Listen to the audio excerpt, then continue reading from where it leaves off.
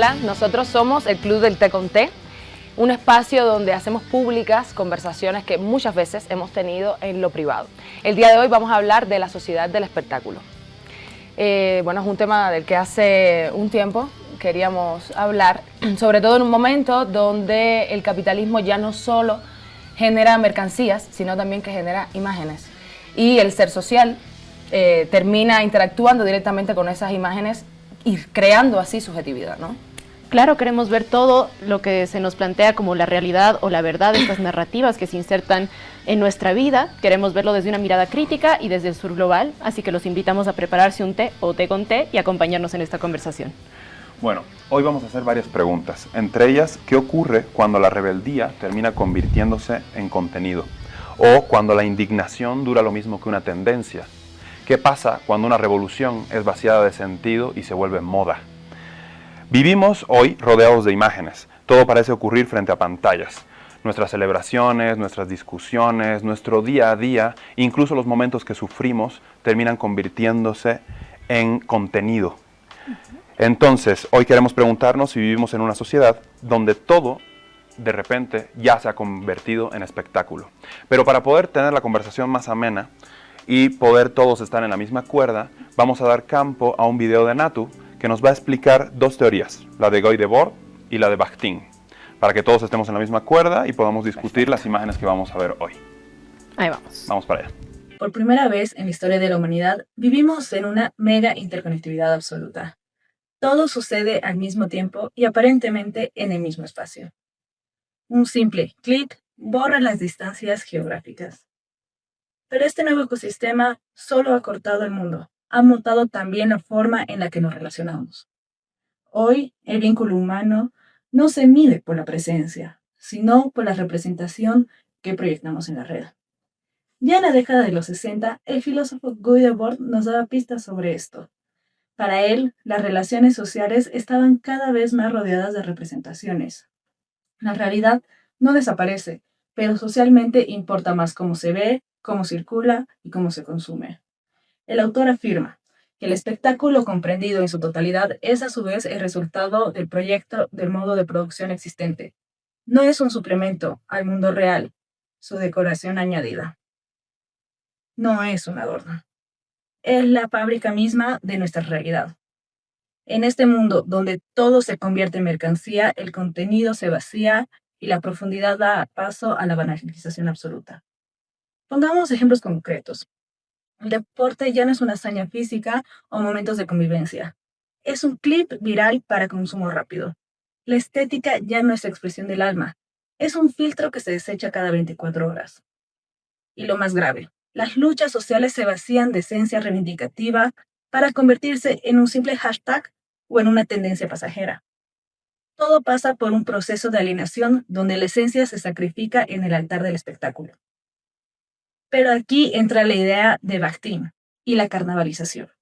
El carnaval era la suspensión de las normas y la supresión de las jerarquías y la burla al poder, pero era un espacio de libertad efímero y de auténtica transgresión. Sin embargo, el sistema ha aprendido la lección. Ya no reprime el carnaval, lo produce en masa.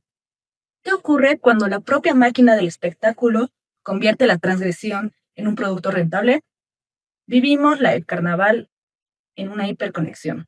Pero cuidado, las jerarquías ya no se derrumban, solo se disfrazan. La protesta se vuelve en contenido y la rebeldía en un trending topic. En esta sociedad del espectáculo total, la pregunta no es si estamos conectados. La pregunta es, ¿estamos realmente viviendo o solo estamos representando el papel de estar vivos?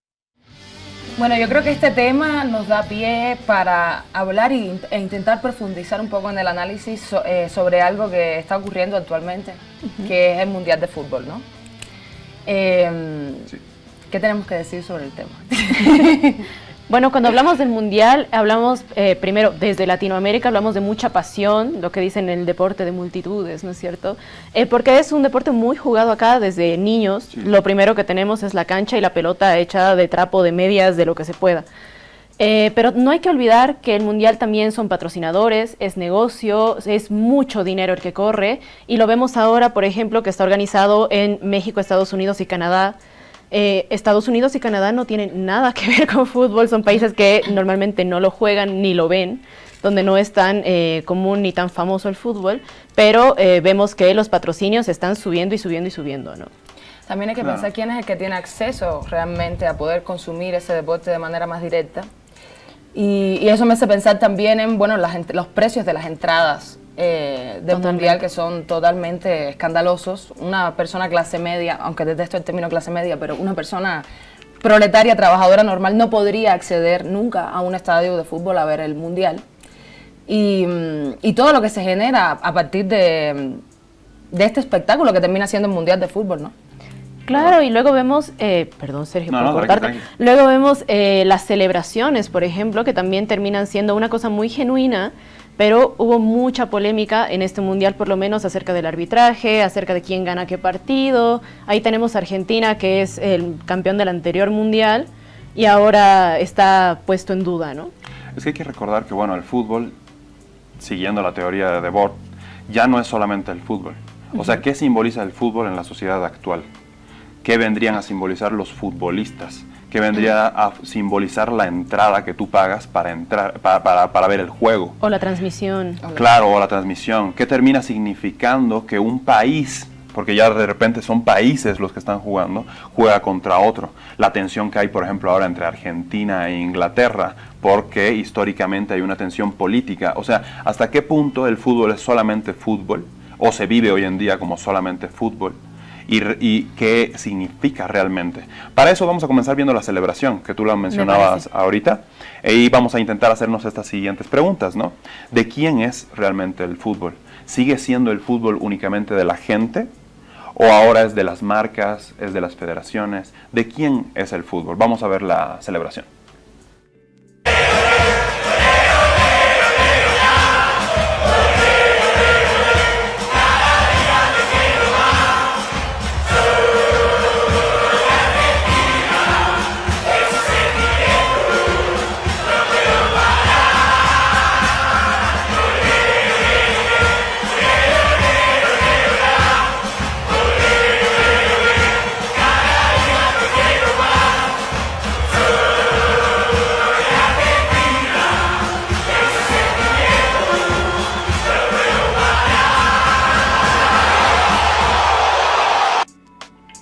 Bueno, como vemos en las imágenes de la celebración, de repente el fútbol, es que eso es lo que sucede, ¿no? Las masas, o sea, la gente, siente que el fútbol le pertenece y a veces vive en esa ilusión en la que no se da cuenta que al final él está siendo el consumidor principal de todo este espectáculo que nos ha creado la FIFA.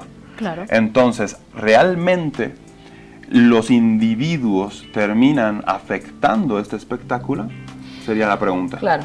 Finalmente es una maquinaria de crear mercancía. Exacto. Y los consumidores somos las personas, el ser social promedio, ¿no? A mí realmente voy a hacer un poco de catarsis aquí. Adelante. Porque tenemos muchos amigos y personas cercanas que son muy fanáticos y fanáticas del fútbol. Y está bien, o sea, les apasiona el fútbol y me parece bien. Pero en momentos como este, su apasionamiento hace que quieran desvincularlo de la política. Cuando obviamente no es posible hacerlo. Con nada en la vida. Bueno, y en este caso no se puede hacer con el fútbol. El fútbol como industria crea ídolos, más allá del deporte. Sí.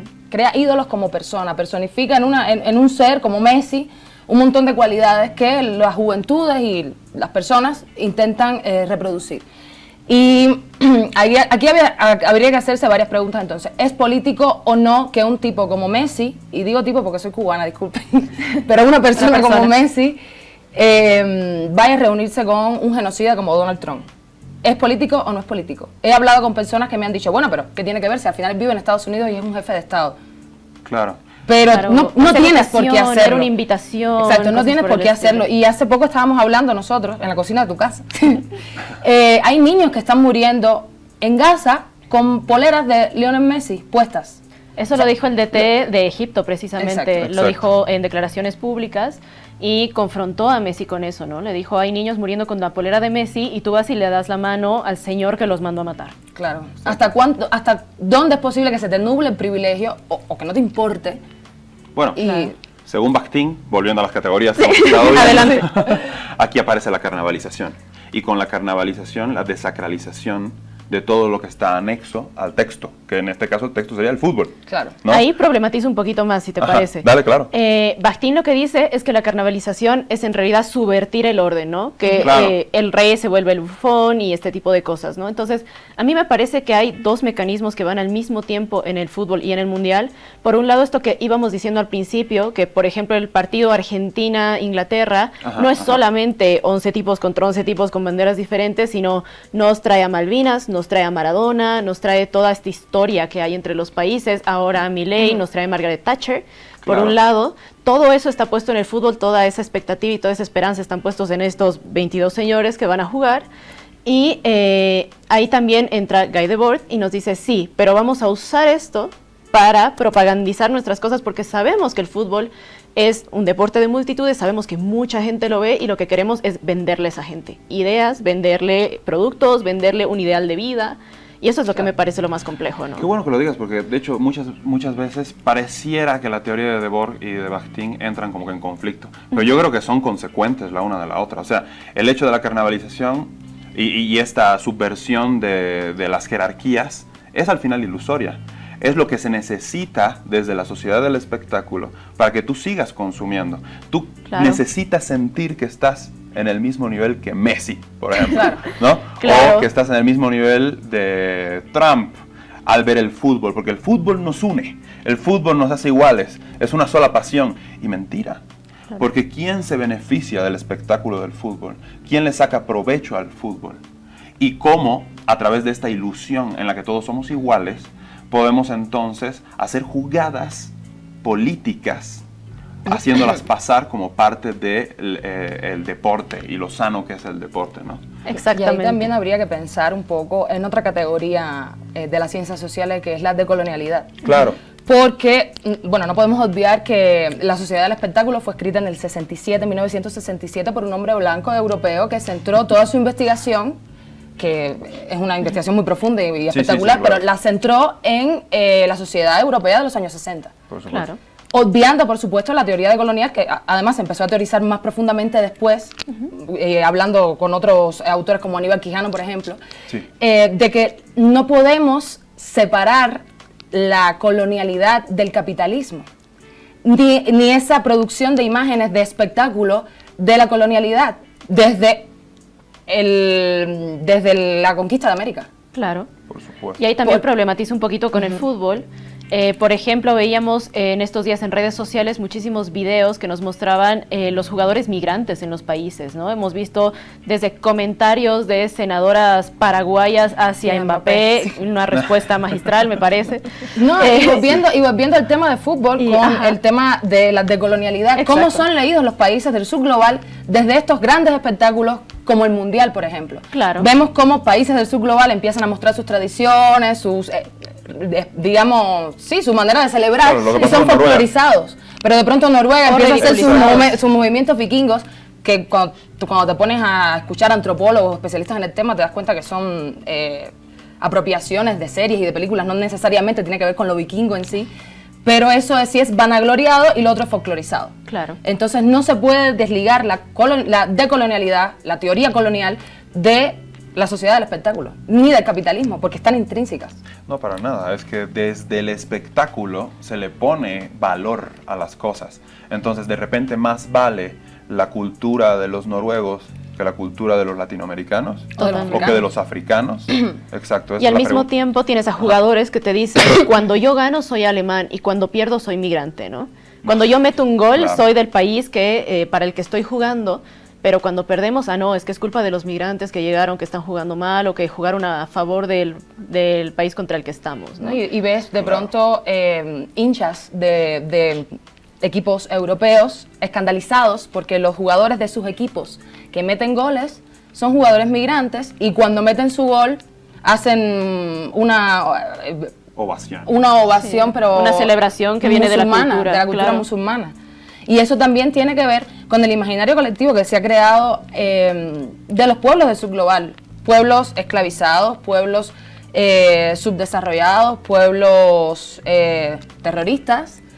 Ese es el imaginario colectivo que se empieza a establecer a partir del espectáculo, Claro. de los medios. Claro. Pueblos salvajes, además. Pueblos salvajes, además. Y ahí traigo una viñeta de Mafalda, por ejemplo, que decía que es la FIFA, y decía eso, es una organización sin fin de lucro, cuyo principal interés es el juego honesto, sano y deportivo, ¿no?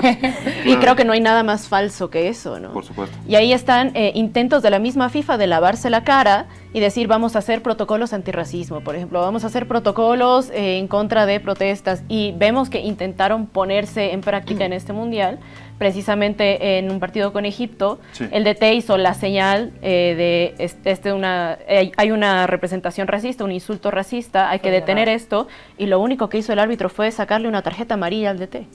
Claro. No cumplió con el protocolo. Entonces decimos, realmente estos intentos de hacer esto más aceptable para nosotros, o de hacerlo, o de modernizarlo, de hacerlo más progre, entre comillas, realmente sirve, no solamente son para la propaganda, también es parte del espectáculo todo este protocolo.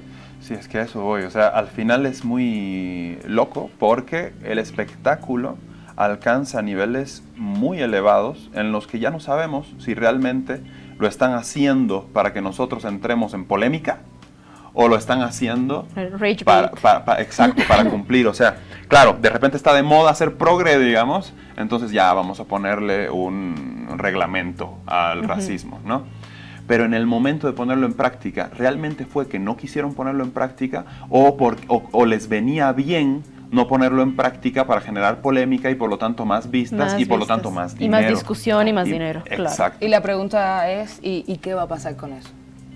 ¿Y qué hacemos nosotros qué como hacemos? espectadores? ¿Qué hacemos nosotros como críticos? ¿Qué proponemos ante esto, no? Porque tampoco se trata solamente de criticar.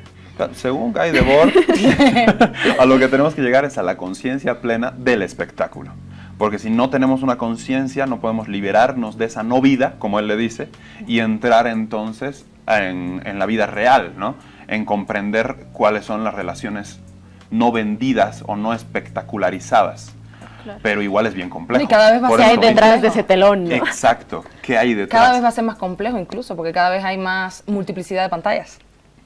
Cuando lo Multiplicidad de escribió él ya era pantallas y de complejo. narrativas. Exacto. Supuestamente hay una democratización de los discursos, realmente no es tal, ¿no? A mí me encanta que digas eso porque es verdad. O sea, hay que dimensionar a Guy Debord Claro. en su contexto. En el Él 67 se daba era grave, cuenta, imagínate ahora. Exacto, él se daba cuenta del nivel de espectáculo que estábamos viendo y cómo a veces no nos damos cuenta que estábamos siendo parte del espectáculo. Hoy en día, con redes sociales, que vamos a tener un bloque para hablar específicamente de redes sociales, es peor. Porque vivimos a través de una pantalla todo el tiempo. Y todo es Claro. mercancía. O sea, nosotros de repente queremos compartir con nuestra familia que nos fue bien en una vacación o que nos graduamos. Eso es mercancía.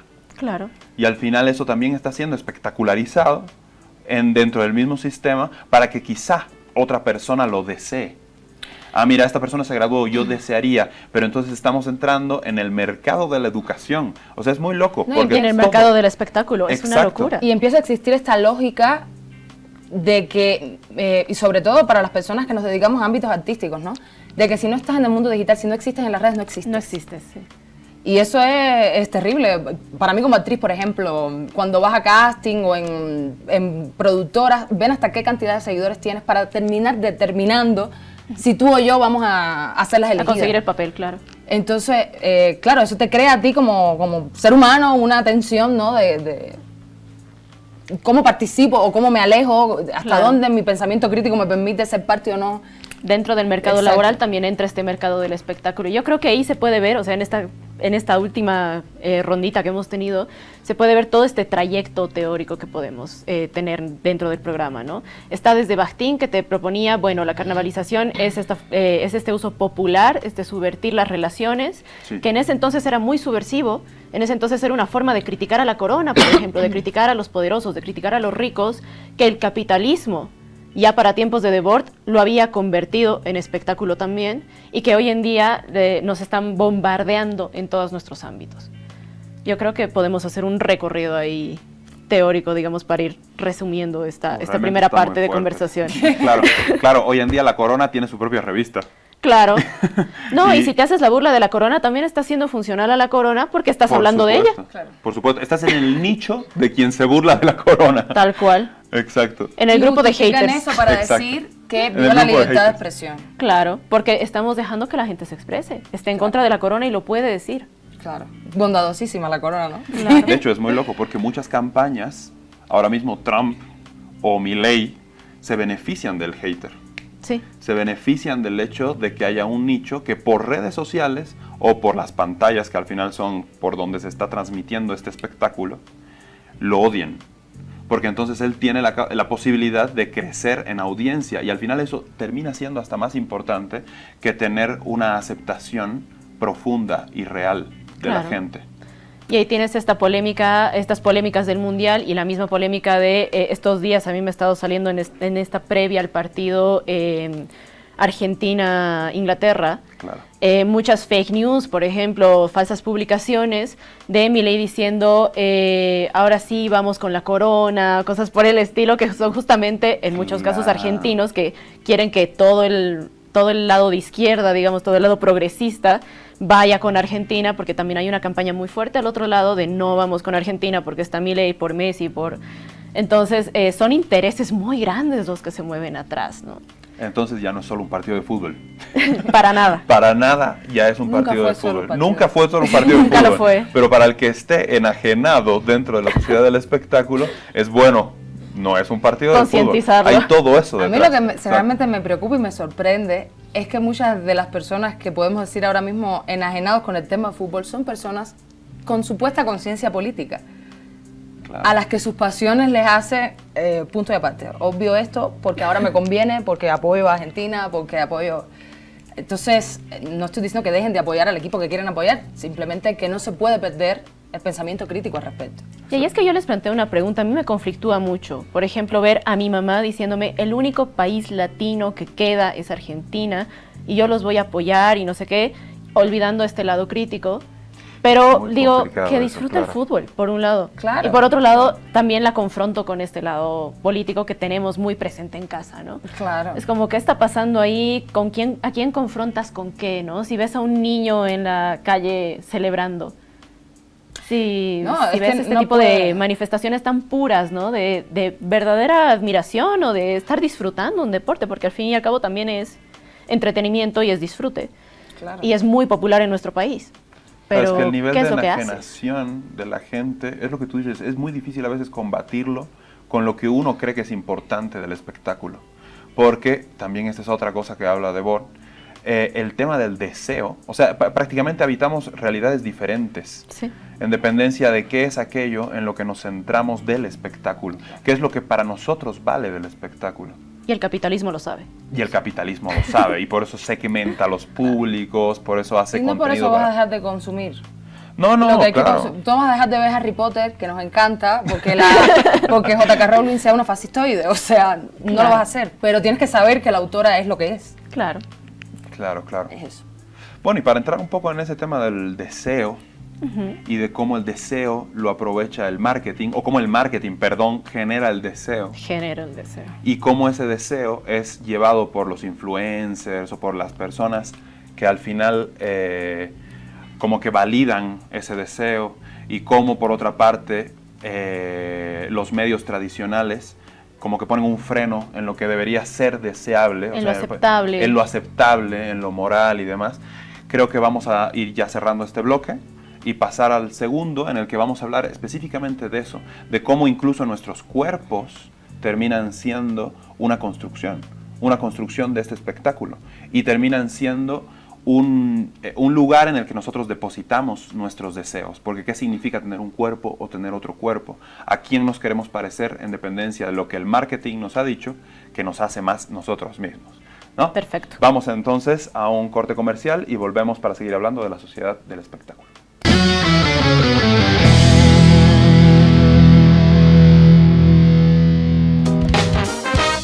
Ahora estás viendo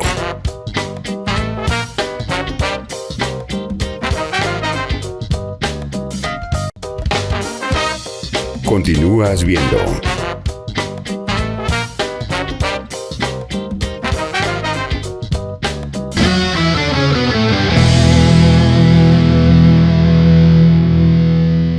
Bueno, estamos de vuelta aquí en el Club del Té con Té para seguir hablando de la sociedad del espectáculo y específicamente en este bloque vamos a hablar de cómo es que se generan nuestros deseos, pero ahora enfocándonos en los cuerpos. O sea, de repente hay muchos espectáculos que nos dicen cómo debería ser lo bello y qué es lo feo y además eso está atravesado por muchísimos otros sesgos. Claro, lo bueno y bello lo es malo. bello porque además dentro de la misma sociedad del espectáculo es poderoso, es realizado. Y lo feo es feo, ¿por qué? Porque es tercermundista, vamos a decirle directamente, Sí. ¿no? O porque es retrasado, o porque es pobre. Entonces, no sé, quisiera que un poquito entremos en ese tema y busquemos conflicto por ahí. Es que para generarte deseo, primero que todo, el capitalismo te genera necesidades. Por supuesto. Y a partir de ahí es que empiezas a enfocar tu vida en cómo consigo eso, que es a lo que se aspira, ¿no? Claro, con lo que te identificas. Ahí, pequeño dato curioso. Dale.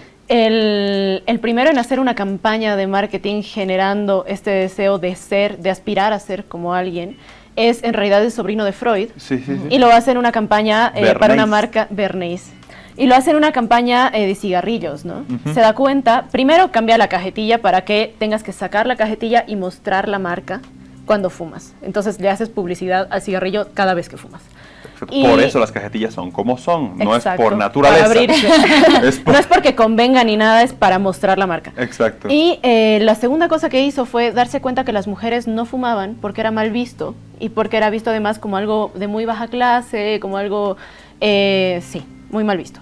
Claro. Y lo que hizo fue, en un desfile del Día de Acción de Gracias en Estados Unidos, pagar a las actrices más famosas del momento para que vayan en el desfile y cuando lleguen a un lugar específico donde había cámaras, se saquen del liguero una cajetilla, enciendan el cigarrillo y le puso la frase, enciende la llama de la libertad, porque Claro. además el feminismo también estaba arrancando. Claro.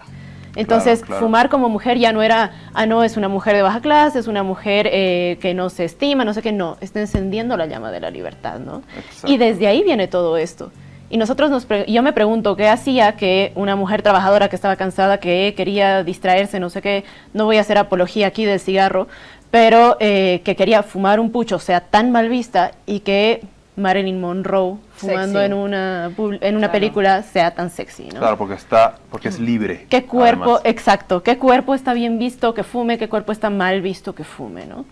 Y dentro de todo esto yo creo que hay una segunda cara que también vamos a hablar en este bloque, que es la criminalización de los cuerpos, ¿no? Claro.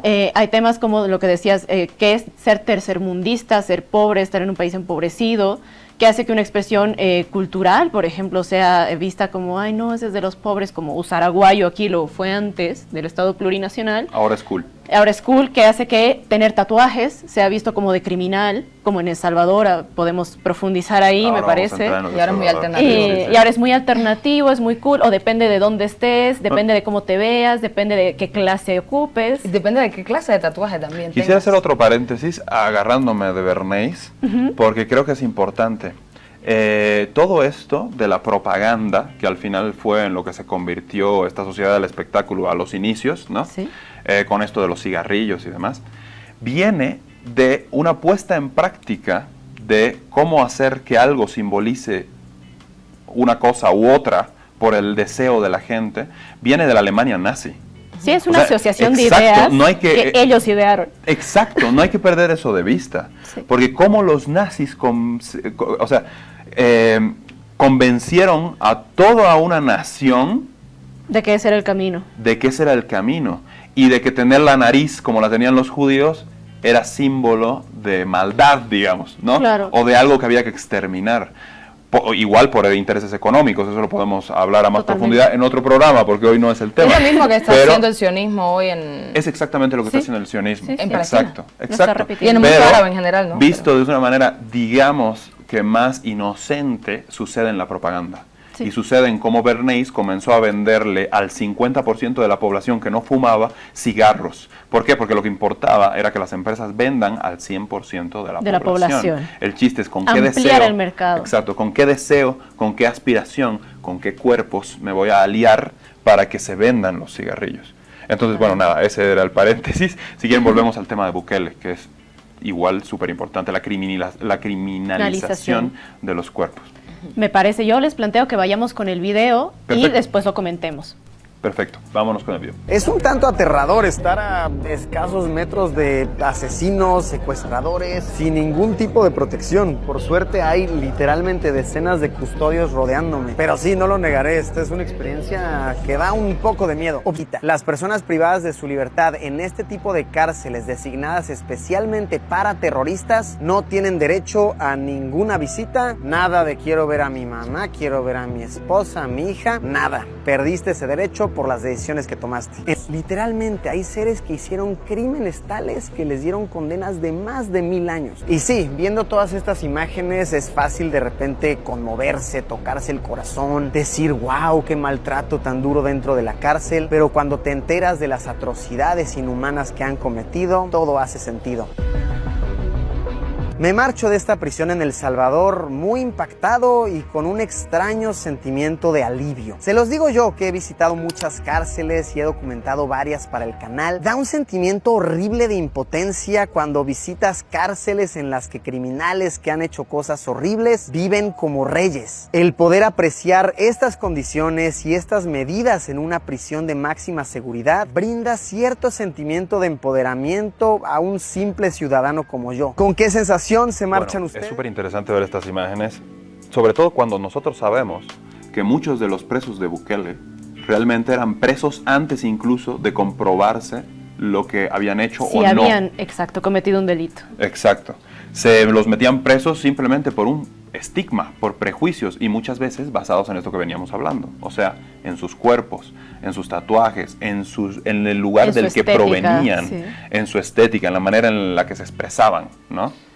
Y cómo el sistema utiliza a una persona como Luisito Comunica con influencia para que le sea servil al propio sistema, ¿no? Claro, todos sabemos que Luisito Comunica sí, políticamente, ideológicamente está completamente perdido. Está perdido. Claro, pero el tipo de comentarios que hace. Sí, sí, claro, no. Me voy de aquí tranquilo, dice. Con alivio. Sí, sí, sí. A uno le puede tocar el corazón esto y uno puede sentir mucha pena, pero luego todo se entiende. Dices, no se entiende. Sí, como si estuviera en un zoológico Son humano, personas. totalmente desligado de lo que está pasando, pero Claro. así hace con todo. Cuando fue a Cuba, a mí por poco me da un derrame cerebral con su video. O sea, falta de profundización en los temas, mostrar una realidad que es la misma que muestran los medios hegemónicos todo el tiempo. No te vas a ver las escuelas de arte, no te vas a ver en museos, quieres ver la pornomiseria de los países del subglobal. Eso es lo que le interesa al sistema para el que es funcional Luisito Comunica, seguir proyectando en la sociedad del espectáculo. No, y es lo que decías, que me gustaría seguir por ahí. O sea, ¿por qué Luisito? Si Luisito ni es el mejor periodista, ni es la persona más seguidores, profunda. punto final. Exacto, porque tiene alcance, su espectáculo tiene alcance y puede blanquear cualquier cosa. ¿Y Es la actriz de los años 60 que enciende la llama de la libertad. Exacto. La chica de Luisito Comunica es una venezolana y hubo una gran polémica con Luisito cuando fue a Venezuela y empezó a decir que se podía comprar en Venezuela. Claro, estás diciendo algo que ya no es funcional al discurso de los medios hegemónicos y se le hizo una gran polémica en ese sentido. Claro. Y al momento empezó a volver a replicar las mismas cosas que dicen los medios hegemónicos de Venezuela, en fin. Pero a mí lo que me llama la atención es la disonancia cognitiva que logran producir estos medios en las personas. Sí, sí. Porque, por ejemplo, en el caso de Cuba, y disculpen que vuelva a Cuba siempre, pero es la experiencia directa, conozco personas que estudiaron conmigo en la ENA y que emigraron, en la ENA es la Escuela Nacional de Artes en Cuba, y que emigraron a otros países de adultos. Y actualmente se ponen a replicar cosas en redes que dicen algunos medios que no es la realidad cubana, que no es la realidad que yo viví con esas personas. Claro. Decir que en Cuba tú no puedes ir a la playa porque las playas son privadas, ¿qué es eso? O sea, nada más lejos de ¿qué la realidad viviste? Si vivimos la misma realidad, ¿entiendes? Y esas son realidades que terminan imponiéndose por los medios hegemónicos y se hacen la norma. Claro. Lamentablemente, terminas de vivir la realidad objetiva, real, para vivir a través de una pantalla. Así es. Exacto. Y hablando de nuestros países, lo que a mí se me hace terrible es que nos vendan este espectáculo de Luisito, no solamente para legitimar las acciones de Bukele en El Salvador, sino como un modelo deseable para otros países, ¿no? Ves aquí en las elecciones las propuestas que tenían las diferentes fórmulas, orden, paz y trabajo, aquí vamos a reordenar todo, vamos a normalizar, vamos a poner todo en su lugar, y todo este vocabulario viene de esta doctrina Bukele, ¿no? De vamos a poner a la gente en su lugar, y el lugar de esa gente es la cárcel. Entonces, para mí es terrible toda esta idea de vamos a arreglar el país metiendo a los que no nos gustan, a los que no queremos ver, a los indeseables, a estos cuerpos, o echándolos del país, o poniéndolos en la calle, o poniéndolos en la cárcel. Y para mí esa es el peor lado de esta propagandización y de esta espectacularización, ¿no? Claro, para dar la ilusión de Seguridad. de justicia, exacto. Y de que están haciendo algo, porque saben que si meten presa a gente que no tiene una visibilidad pública, política, que no tiene alguien que luche por ellos, nadie se va a quejar y van a dar la ilusión de que están haciendo algo. Y ese es un tema que yo creo que tal vez en otro programa deberíamos profundizar, ¿no? El hecho de cómo nos han enseñado que debe ser ejercida la justicia y cómo se juzga a las personas que hacen ciertas acciones que estarían como que al margen de la ley, digamos, y cómo realmente esas personas han llegado ahí. O sea, ¿por qué tú estás juzgando a una persona que tal vez está precarizada, que tal vez por el mismo hecho racial es como que puesta para un lado por la misma sociedad del espectáculo, por los prejuicios que tenemos? Pero bueno, creo que eso da para mucho Da más. para mucho. Entonces, Perdón, para fue un cerrar poco este lejos. bloque, tal vez podríamos irnos con las siguientes preguntas. ¿Puede existir un concurso de belleza verdaderamente emancipador de cuerpos que no sean la norma? Y por otra parte, la inclusión, porque también hemos visto que hay concursos de belleza de digamos que otros cuerpos, pero siempre es la otredad, ¿no? Sí. Siempre es la gordita que puede utilizar tal ropa, o el negro al que le va bien, qué sé yo, otro tipo de ropa. O dentro de este espectro de la otredad, lo que más se parece a lo hegemónico, ¿no? Claro. Exacto.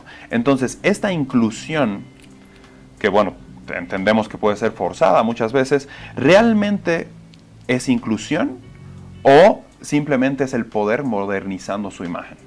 Los dejamos con esas preguntas y volvemos para el tercer bloque.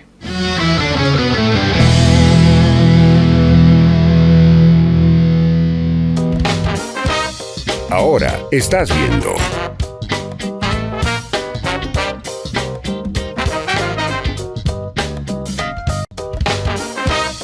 Continúas viendo.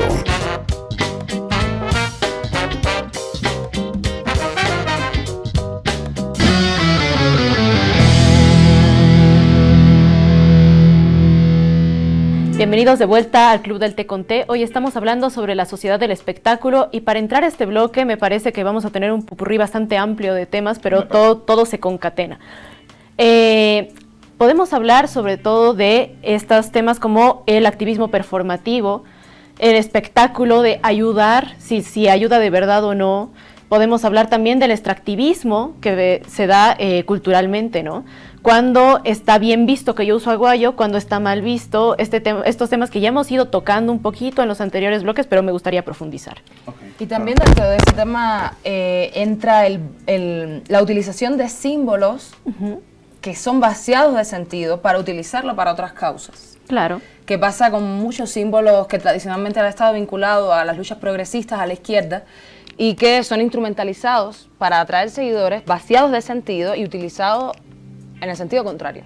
La Totalmente. polera del Che vendida masivamente, La hecha en polera Taiwán del con Che. explotación. También. Claro. Yo estoy pensando ahora en la rosa cupilla. de la canción Protesta Latinoamericana, Ah, que fue muy sí, instrumentalizada sí, en protestas sí. en contra del gobierno cubano. Claro. Que esa es una imagen iconográfica vinculada a las izquierdas. No, vaciado de sentido vaciado total. de sentido al punto que he visto personas de derecha tatuándosela. Y digo, ¿sabrá realmente lo que se está tatuando? Pero es lo que hacen los medios, ¿no? Vaciar de sentido, Canciones instrumentalizarla de para otra cosa. izquierda que se han usado aquí para hacer golpes de Estado. El pueblo unido jamás será vencido, Claro. Corea del 2019. Exacto, verdad. El 2019 de repente todos los cantos eran de izquierda por una lucha completamente de Completamente derecha. opuesta, claro. Estaban borrando al pueblo unido, pero jamás eran vencidos. Pero jamás eran vencidos. Y hace poquito hablaste también del tema de la cufilla palestina. Y la cufilla, La sí. cufilla. Que ahí habría que hacerse varias preguntas con esos temas, ¿no? ¿Cómo son utilizados esos símbolos? porque, bueno, tenemos un video de Bella Hadid, Sí. una Sí. supermodelo, Exacto, que va a ir que pasando además es, su padre es palestino, y ella la hemos visto activamente pronunciándose a favor de la lucha palestina, pero también la hemos visto activamente instrumentalizando símbolos palestinos.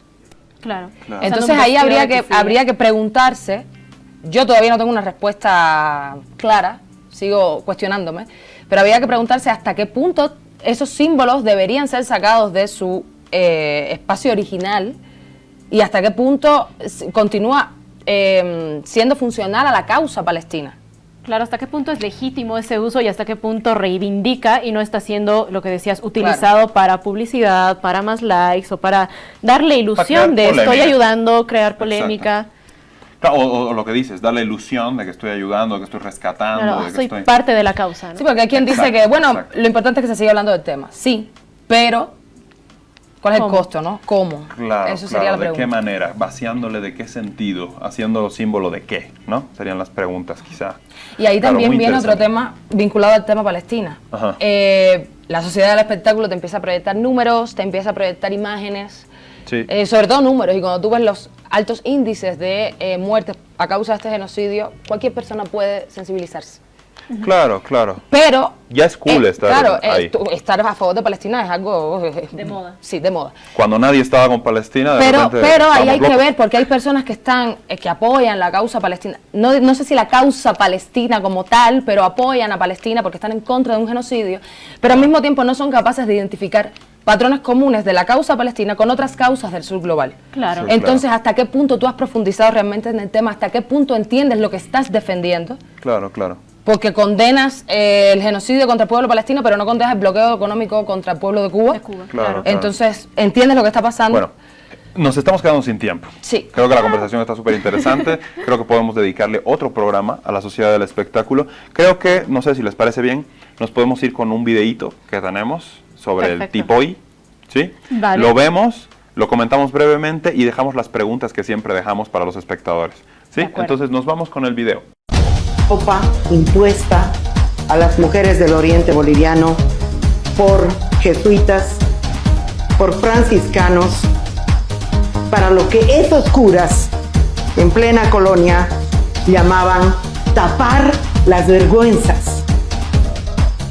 Me lo quito con el deseo más profundo. Bueno, hemos visto este video de la activista feminista María Galindo haciendo un acto de protesta que habría que preguntarnos, como personas con pensamiento crítico, hasta qué punto este acto de protesta es funcional para el discurso feminista y el discurso decolonial. Por cuestiones de tiempo, esto podría ser ampliado en otro programa. Sí, Y el financiamiento mismo de María Galindo, porque discúlpenme, pero yo tengo muchos problemas ahí. Sí, sí, habría Sí, que es ver verdad. hasta dónde uno es acorde con lo que proyecta y con su discurso, ¿no? Pero eso Claro, da para claro. otro tema.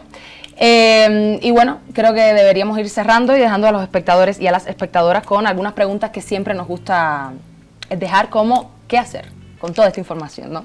Exacto. Otra pregunta que creo que sería importante sería, ¿la indignación realmente produce organización o da la ilusión de organización dentro de la individualidad? A través de las pantallas, a través de esta enajenación que nos generan las redes sociales, que nos genera la misma sociedad del espectáculo. ¿La visibilidad construye realmente comunidad? ¿La representación modifica relaciones materiales de poder realmente? ¿El espectador se convierte en un sujeto político y tiene la verdadera capacidad de generar cambios? Bueno, creo que por ahí, no sé si tienen alguna otra pregunta. Yo tengo tengo muchas dudas. una más, tengo muchísimas dudas. Tengo Yo una también más, muchísimas dudas. que es hasta dónde un acto de protesta es legítimo y hasta dónde se puede hacer algo en reivindicación o no, ¿no? Y Buenísimo. creo que ya es hora de irnos, compañeros. Sí, sí. Yo ya me acabé mi te conté.